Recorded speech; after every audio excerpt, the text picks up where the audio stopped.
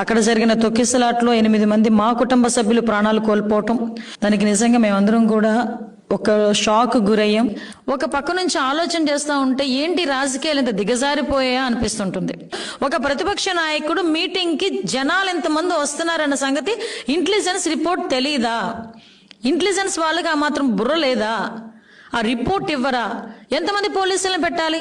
ఇది ప్రభుత్వ వైఫల్యం కాదా? ఇది పోలీస్ వైఫల్యం కాదా? ఒక్కొక్కసారి రాజకీయాలు ఇంత దిగజారిపోయాయా అనిపిస్తూ ఉంటది. అంటే ఏంటి రాజకీయాలు ఇంత దిగజారిపోయా అనిపిస్తుంటుంది. మనుషుల ప్రాణాలంటే లెక్కలేదా? ఇంత ఉన్మాద పరిస్థితుల్లో కూడా రాజకీయ నాయకులు ఉంటారా? నిజంగా నాకైతే చాలా ఆశ్చర్యం అనిపిస్తుందండి. ఇలాంటి సిచ్యువేషన్ నుంచి తన నిర్లక్ష్యంగా 2 చనిపోయారు. అతని నిర్లక్ష్య కారణంగా. ఇది ప్రభుత్వ వైఫల్యం కాదా? ఇది పోలీస్ వైఫల్యం కాదా? తన నిర్లక్ష్యంగా 2 చనిపోయారు. అతని నిర్లక్ష్య కారణంగా.